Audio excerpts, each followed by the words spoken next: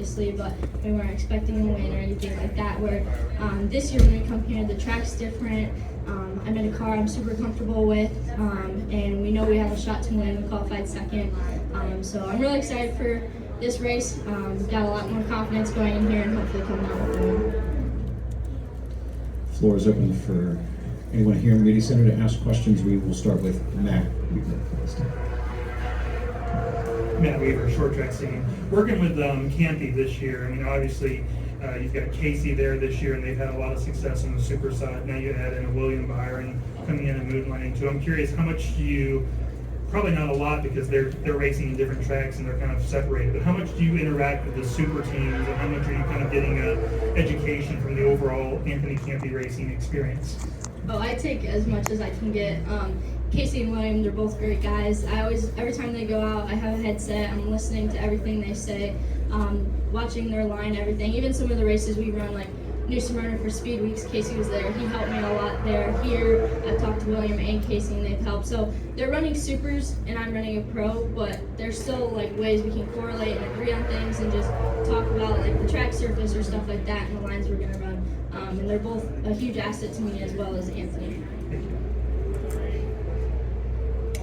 Go, Rob. Rob Black from Flow Racing. You were in this race last year in a late model stock car. Now you're in a pro late model. For those that just in here that might not know, how different are you expecting tonight's race to be from last year in August? Well, I've talked to Carson a little bit, and obviously he's in the late model stock. But we both agreed that last year, no one really knew what was going to happen since it was everyone's like pretty much first time out. But we think the pace was pretty fast last year.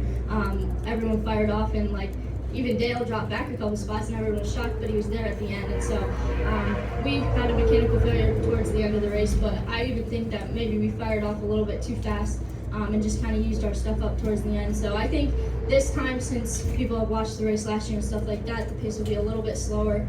Me starting on the outside, if I do get the lead, I am hoping to like control the race a little bit more, where I'm saving my stuff, but I still have a good pace set, or even just letting the leaders or someone in front of me like use their stuff up. But just being patient, because I know I got a good race pace car, so hopefully we'll just be there at the end.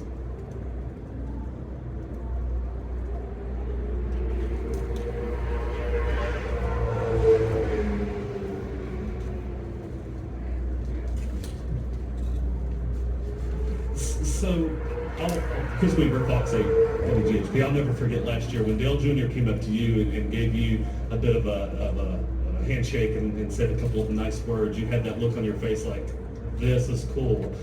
How much of that was Dale Jr. and how much of that now is the Speedway? How do you take it all in when you're out here walking through the garage or walking the grid or just sort of taking it all in? I will never forget this race last year. Just the whole atmosphere, meeting. Well, I met Dale actually a couple weeks before at Hickory, but I got an autograph card from him then, and then he came up and told me good luck, asked for a picture with me, which I like freaked out, fangirled over. But Dale is a huge role model for me. He's a great guy, so down to earth, and now when I see him, I say hey, talk to him like it's a casual conversation. But yeah, that was definitely a fangirl moment and just freaking out over everything.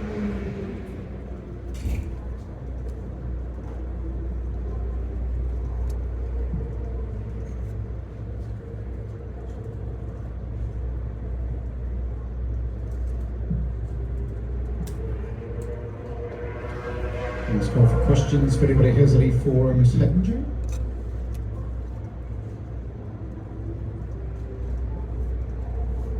Dustin, this time I'm not screwing that up. Dustin Long, NBC Sports, obviously doing racing here, but doing a lot of stuff at Middlebridge. How does, obviously that's a track that seems like it's grown and a lot more people are using that and running there. How has that track grown and how does that help you and what does it mean to run those races that you're doing over there? Middlebridge is a lot of fun to go race at, and I definitely think dirt racing helps. You see Cal Larson, he wins races and he races dirt and everything. I just think it helps, like driving a loose race car honestly is the biggest thing I've noticed, like just keeping my foot in it, especially off of 4 here in my qualifying lap I got loose, and last year I struggled backing out a little bit or something like that, and this time I just kept my foot in it because I knew the car would stay. But I love racing mowers. It's a lot of fun. There's a lot of big NASCAR guys out there, so it's cool going out there. I raced with Ross the other night, and so it's a lot of fun going out there. What do you get from racing with those guys? I learned a lot of knowledge from all of those. A lot of guys would come up to me and give me tips, since obviously I haven't raced dirt in a long time. But even with Ross, like, he isn't from the dirt. He doesn't know a lot about the dirt. And so we were both talking together after our heat races. I won my heat race and he finished like 5th, I think, or something. But we were just talking about the track and everything. And it's cool to kind of compare our thoughts and everything because we're both newbies to it. So what does that mean to be able to talk to somebody who, you know, that's the points leader in the Cup Series, the biggest series in America, and that's the guy who's leading the way, and he's talking to you, asking you questions, and, you know, you're talking to him. What's that like? It's really cool. I really like Ross. He's one of my buddies. I train with him at Chevy almost every morning, so it's cool when we can just have a casual conversation. My brother is his biggest fan, watches him on TV all the time, and so it's cool to tell him, be like, oh, I talked to Ross yesterday, and he freaks out. But I love Ross. He's really down-to-earth guy and a cool guy to talk to. He's always there for me, always says hey to me, so it's really cool to be able to have those conversations and relate to things with him. Thank you. It's nice you said that since it's on the screen. That was convenient. I did notice that. Yeah.